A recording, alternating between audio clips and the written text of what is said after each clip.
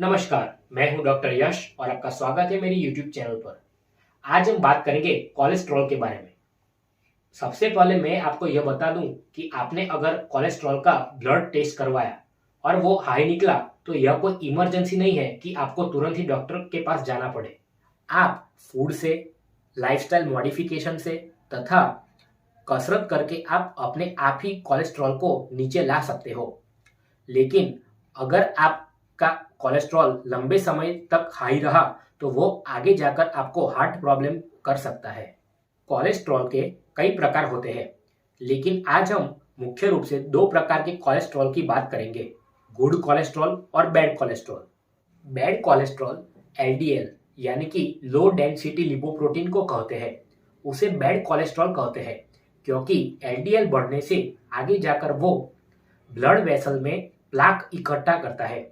उसकी वजह से ब्लड जिसमें बहता है वह ल्यूमेन में ब्लॉकेज पैदा होता है, जो आगे जाकर एथेरोस्क्लेरोसिस करता है। एथेरोस्क्लेरोसिस आगे जाकर हार्ट में प्रॉब्लम्स क्रिएट करता है। दूसरा है good cholesterol. Good cholesterol HDL यानी कि हाई डेंसिटी लिपोप्रोटीन को कहा जाता है। एचडीएल एलडीएल की मात्रा को बॉडी में कम करता है। इसकी वजह से हार्ट को प्रोटेक्शन मिलता है। यही कारण है कि एचडीएल को गुड कोलेस्ट्रॉल कहते हैं। तो कोलेस्ट्रॉल को कम करने के लिए हमारे डाइट का एम होना चाहिए एलडीएल और टोटल कोलेस्ट्रॉल को कम करना तथा एचडीएल को बढ़ाना।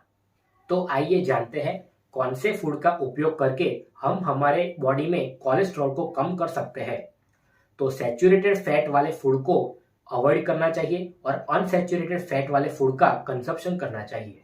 तो हमें पालक, सलाद पत्ता, गोभी, गाजर तथा चुकंदर खाना चाहिए। चुकंदर को बीट भी कहते हैं। बीट बॉडी में नाइट्रिक ऑक्साइड का प्रमाण बढ़ाता है। यह नाइट्रिक ऑक्साइड ब्लड वेसल को बड़ा बनाता है, यानी कि डायलेट करता है। बीट को हम सलाद, सब्जी तथा जूस के रूप में ले सकते हैं। उसके साथ साथ ककड़ी, टमाटर, प्याज तथा एवोकेडो भी खाना चाहिए। टमाटर में लाइकोपिन नाम का एक सब्सटेंस होता है जो कैंसर के रिस्क को कम करता है। उसके साथ साथ वह इन्फ्लामेशन को भी कम करता है, जिसकी वजह से हार्ट बहुत ही अच्छी कंडीशन में रहता है। वैसे ही प्याज भी हार्ट अटैक और स्ट्रोक के रिस्क को कम करता है। डार्क लीफी वेजिटेबल्स यानी कि पत्तेदार सब्जियां जिसमें पोटेशियम हायर प्रमाण में होता है। पोटेशियम के ज्यादा प्रमाण में होने से वह कैल्शियम का डिपोजिशन ब्लड वेसल में कम होने देता है। इसकी वजह से ब्लड वेसल की जो अंदर की सतह होती है, जिसे हम एंडोथेलियम कहते हैं, उसको वो स्मूथ बनाता है। अब हम बात करते हैं लहसुन के बारे में। लहसुन में एलेसिन नाम का एक सब्सटेंस होता है जिसमें सल्फर बहुत ही ज्यादा प्रमाण में होती है। लहसुन की वजह से एलडीएल और ट्राइग्लिसराइड का लेवल कम हो जाता है, लेकिन वह एचडीएल को कोई भी इफेक्ट नहीं करता है। यही वजह है कि वह हार्ट अटैक के रिस्क को भी कम करता है। लहसुन की 2 कच्ची कलियां अगर सुबह सुबह ली जाए तो वह बहुत ही फायदेमंद है। कई लोग राजमा भी खाते हैं। राजमा में सॉल्यूबल फाइबर्स बहुत ही ज्यादा प्रमाण में होता है। वह एलडीएल कोलेस्ट्रॉल को कम करता है, इसलिए हफ्ते में एक बार तो राजमा खाना ही चाहिए। अब हम बात करते हैं अनाज की। अनाज में जौ, ओट्स, मसूर की दाल और ब्राउन राइस का उपयोग करके कोलेस्ट्रॉल को कम किया जा सकता है। ओट्स में एंटीऑक्सीडेंट बहुत ही ज्यादा प्रमाण में होते हैं। उसकी वजह से ब्लॉकेजेस का रिस्क भी कम हो जाता है। ओट्स में सॉल्यूबल फाइबर्स बहुत ही ज्यादा प्रमाण में होने से वह ट्राइग्लिसराइड और एलडीएल का लेवल कम करता है। उसके साथ साथ वह एचडीएल का लेवल भी बढ़ाता है। ओट्स एक ऐसी वस्तु है जिसको हम हर रोज ब्रेकफास्ट के तौर पर उसका उपयोग कर सकते हैं, और अगर वो ओट्स आपने खुद ही कुक किए हो तो उसकी बात ही कुछ और है। नेक्स्ट आपको सोयाबीन, अखरोट तथा बादाम खानी चाहिए। आपको इस बाबत का ध्यान रखना चाहिए कि अगर आप अंडा खा रहे हो तो आपको उसका सफेद भाग ही खाना चाहिए। उसका पीला भाग यानी कि एग यॉक को आपको अवॉइड करना चाहिए। एक व्हाइट में से 6 ग्राम प्रोटीन मिलता है। अभी जो लोग नॉनवेज खाते हैं उनकी बात करते हैं। उनको चिकन, सालमन, कॉडफिश तथा ट्यूना खानी चाहिए। फिश को उनको हफ्ते में कम से कम 2 बार खानी चाहिए, क्योंकि फिश में ओमेगा 3 फैटी एसिड होता है जो इन्फ्लामेशन और क्लॉट को कम करता है। उसकी वजह से हार्ट अटैक और स्ट्रोक के रिस्क को भी कम करता है। अगर हम साइट्रस फ्रूट की बात करें तो उनमें मौसम्बी, संतरा, नींबू तथा आंवला का समावेश होता है। उनमें एंटीऑक्सीडेंट का प्रमाण बहुत ही ज्यादा होता है, इसलिए वह ट्राइग्लिसराइड तथा टोटल कोलेस्ट्रॉल को कम करते हैं। वह बीपी को भी रेगुलेट करते हैं और आगे जाकर हार्ट अटैक तथा स्ट्रोक के रिस्क को भी कम करते हैं।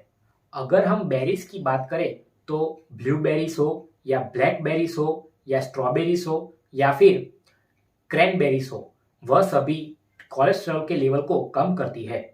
अभी हम बात करेंगे कुछ ऐसी चीजों के बारे में जो कोलेस्ट्रॉल के लेवल को बहुत ही ज्यादा प्रमाण में कम कर देती है। तो इन चीजों की वजह से एलडीएल तथा ट्राइग्लिसराइड के प्रमाण बहुत ही कम हो जाते हैं। उसके साथ साथ एचडीएल का लेवल बहुत ही ज्यादा हो जाता है। इन सब के साथ साथ भी वह नाइट्रिक ऑक्साइड को प्रोड्यूस करता है।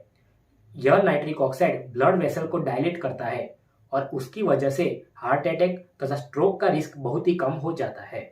तो इनमें सबसे पहले है डार्क चॉकलेट। डार्क चॉकलेट ऐसी ही खानी चाहिए जो 70 से 90% तक हो और उसमें कोई भी प्रकार की शुगर एडेड ना हो। नेक्स्ट है मेथी।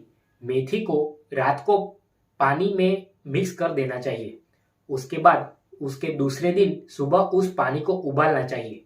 अभी उस मेथी को पानी से फिल्टर करके उस पानी को पी लेना चाहिए तथा जो बाकी बची हुई मेथी होती है उसको चम्मच से आपको खाना चाहिए।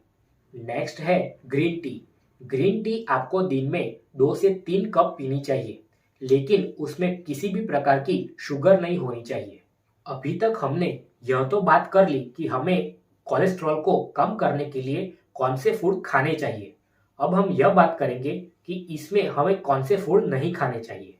तो उसमें beef, liver, sausages, bacon, shellfish, shrimp तथा पोर्क जैसी नॉनवेज चीजों को नहीं खाना चाहिए, यानी कि अवॉइड करना चाहिए।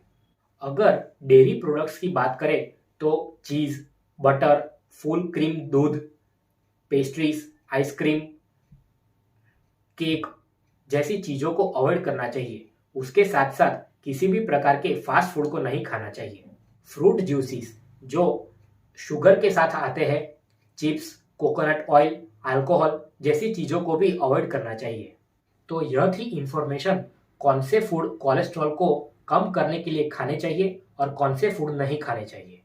अभी आपको क्या करना है, एक लिस्ट बनाना है कि यह फूड हमें खाना है और यह फूड को अवॉइड करना है और इस लिस्ट को आपको किचन में लगा देना है। अभी सिर्फ किचन में लगा देने से तो आप में कोई इंप्रूवमेंट होने नहीं वाली, तो उसका अमल भी शुरू कर देना चाहिए। तो इस वीडियो को लाइक करें और शेयर करके अधिकतम से अधिकतम लोगों तक पहुंचाएं ताकि उनको भी इस इंफॉर्मेशन का लाभ मिल सके। Thank you.